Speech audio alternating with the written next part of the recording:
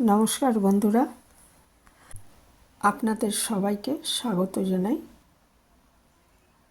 আমি আজকে সজনে ডাঁটা দিয়ে একটা রেসিপি নিয়ে চলে এসেছি। সাধারণত আমরা যেভাবে করি সজনে ডাঁটা, এটা সেটার থেকে একটু আলাদা, কিন্তু বেশ ভালো হয় খেতে। তো সেটা শেয়ার করেছি আপনাদের সাথে।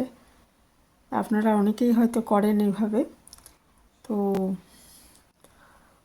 খুবই সিম্পল রেসিপিটা, কিছুই কঠিন নয় করা।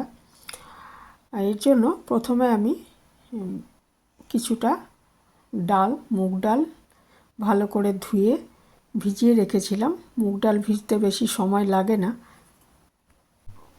তো মুগ ডালটা ভালো করে 3-4 বার ধুয়ে ভিজিয়ে রেখেছি। পরে এটা আমি পেস্ট করে নেব। আর এদিকে কিছু সজনে ডাঁটা নিয়ে নিয়েছি। ডাঁটাগুলো বেশ এখন একটু বাড়তি হয়ে গেছে, কাজেই খোসাগুলো ভালো করে ছাড়িয়ে নিতে হবে। তো খোসাগুলো আমি ছাড়িয়ে কেটে নিচ্ছি। আর ওইদিকে ডালটা ভিজে গেছিলো, তো সেটা আমি একটু আদা আর কাঁচা লঙ্কা দিয়ে পেস্ট করে নিচ্ছি।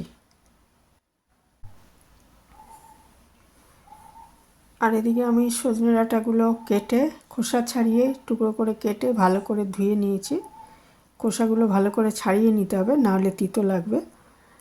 আর একটা বড় আলু, মাছের ঝোলের আলু আমরা যেভাবে কাটি ওইভাবে আমি খোসা ছাড়িয়ে কেটে ধুয়ে রাখলাম।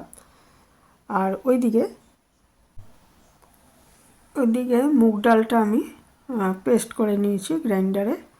তারপর এর মধ্যে আমি পরিমাণ মতো নুন দিয়ে দিচ্ছি, আর দিয়ে দিচ্ছি একটু কালো জিরে, দিচ্ছি, আর হচ্ছে একটু হিং দেব। হিং দিলে একটা খুব সুন্দর গন্ধও বেরোবে, আর খেতেও খুব ভালো লাগবে বড়াগুলো। এটা বড়া করব আর কি, তো হিংটা অবশ্যই দেবেন। আর একটু হলুদ গুঁড়ো দিয়েছি, দিয়ে এটা খুব ভালো করে ফেটিয়ে মেখে নিচ্ছি। ফেটানোর কাজটা আমি আগেও একটু করে নিতে পারতাম, তারপরে কালো জিরা ওগুলো দিতে পারতাম, একই ব্যাপার। তো খুব ভালো মতো ফেটিয়ে নিলে কি হবে, বড়াগুলো ভালো হবে আর কি। সেই জন্য আমি একটু ভালো করে ফেটিয়ে নিচ্ছি। একটু সময় নিয়ে একটু ফেটিয়ে নেবেন। আর মুগ ডালের বদলে এখানে মসুর ডাল দিয়েও করা যায়, তবে মুগ ডাল দিয়ে কিন্তু খুব ভালো হয় খেতে। তো মুগ ডাল দিয়ে করে দেখতে পারেন একবার।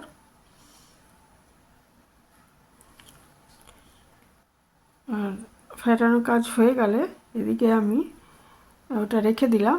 আর এদিকে একটা ননস্টিক কড়াইতে আমি একটু শুকনো খোলায় কিছু মশলা ভেজে নিচ্ছি, ড্রাই রোস্ট করে নিচ্ছি। একটা শুকনো লঙ্কা, 2টো এলাচ, দারচিনির টুকরো, 2টো লবঙ্গ, একটা তেজপাতা, এগুলোকে আগে একটু শুকনো খোলায় টেলে নিচ্ছি। তারপর এর মধ্যে একটু টালা হয়ে গেলে এর মধ্যে আমি দিয়ে দিচ্ছি ছোটো 1 চামচ ধনে আর ছোটো 1 চামচ জিরে, সাদা জিরে দিয়ে এটাকে ভালো মতো ড্রাই রোস্ট করে এটা মশলাটা গুঁড়ো করে রেখে দেবো। এই মশলাটা আমি রান্নায় ব্যবহার করব, তাহলে স্বাদও বেড়ে যাবে এবং খুব সুন্দর একটা গন্ধ আসবে এটা। সেই জন্য এইভাবে আমি মশলাটা করে নিচ্ছি।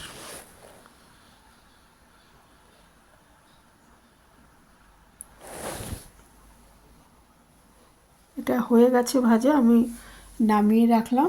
আমি এটা শিলনোড়ায় বেটে নিয়েছিলাম। আর কড়াইটা গরম ছিল, ওর মধ্যে আমি পরিমাণ মতো সর্ষের তেল দিয়ে দিয়েছি।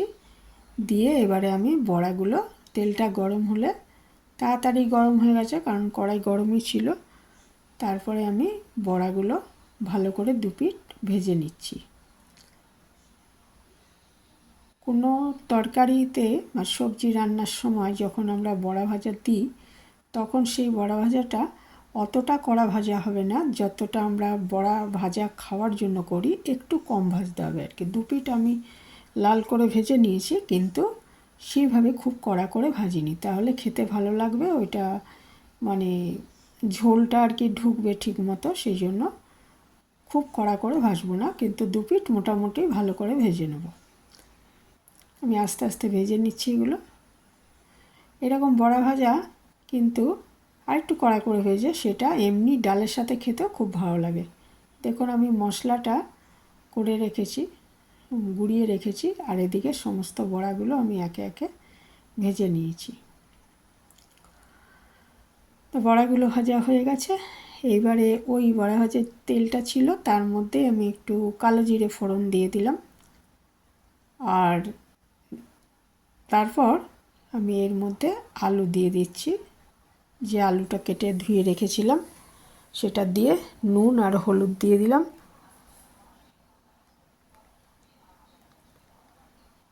আলুটা একটু ভালো মতো ভেজে নিতে হবে, তারপরে ডাঁটাগুলো দিয়ে দেবো।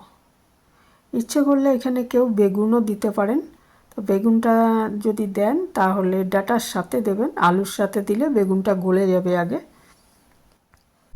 তা আমি শুধু আলু দিয়েই করেছি। এটা দিয়ে দিলাম একটু আদা বাটা, দিয়ে ভালো মতো নেড়ে চেড়ে নিচ্ছি। আদার কাঁচা গন্ধটা একটু চলে গেলে এর মধ্যে আমি কেটে ধুয়ে রাখা ডাঁটাগুলো দিয়ে দেবো।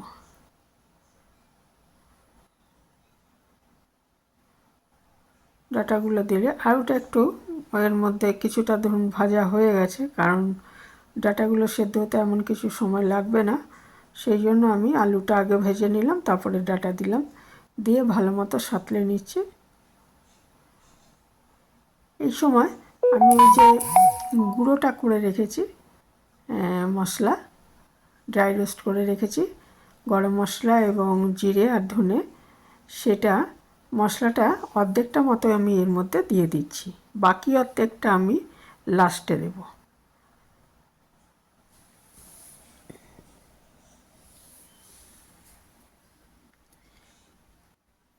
খুব ভালো মতো নেড়ে চেড়ে দিচ্ছি মশলাটা। তারপর এখানে পরিমাণ মতো জল দিয়ে দিতে হবে। জলটা গরম জল দিতে পারলে ভালো হয়।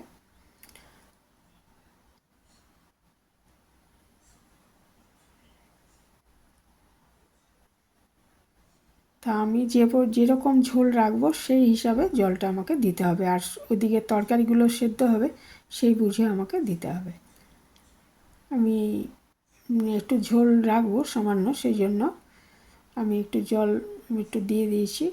আর এখানে এটা ঝোলটা গরম হয়ে গেলে এখানে আমি করব কি, কিছুটা কয়েকটা বড়া একটু ভেঙে এর মধ্যে দিয়ে দিচ্ছি, তাহলে ভালো লাগবে খেতে।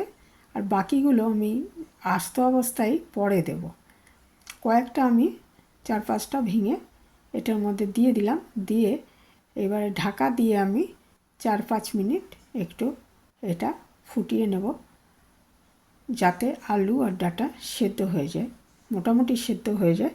তারপর ঢাকা খুলে বাকি বড়াগুলো দিয়ে দেবো।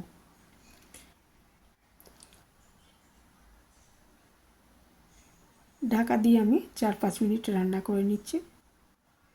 তারপরে দেখুন ঢাকাটা খুলে এর মধ্যে আমি একটু সামান্য চিনি দিয়ে দিচ্ছি, যাতে স্বাদটা ব্যালেন্স হয়, আর নিরামিষ রান্না সেই জন্য। আর তারপরে এর মধ্যে বাকি বড়াগুলো আমি দিয়ে দিচ্ছি, যে বড়া ভাজাগুলো ছিল সেটা দিয়ে দিচ্ছি।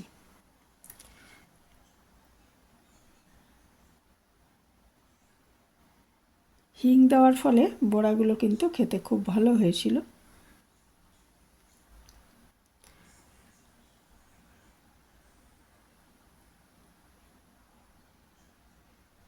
তো আমি ভালো করে নেড়ে চেড়ে আবার এটা ঢাকা দিয়ে দিলাম একটু, যাতে ওই বড়াটা এবং যেটুকু সবজি হয়তো সেদ্ধ হয় সামান্য যেটুকু বাকি আছে যাতে হয়ে যায়।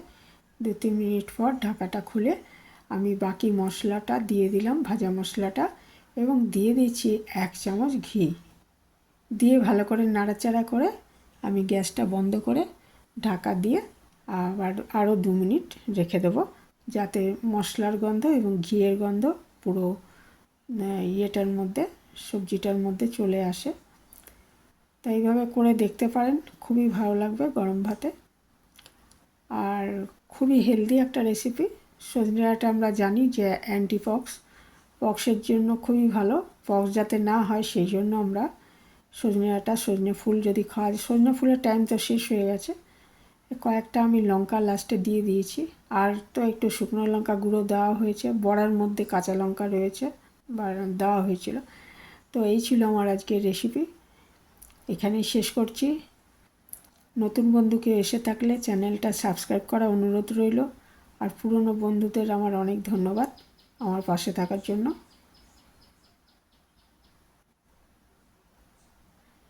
তো সজনে ডাঁটা রেসিপিটা কিন্তু খুবই ভালো, একবার করে দেখতে পারেন।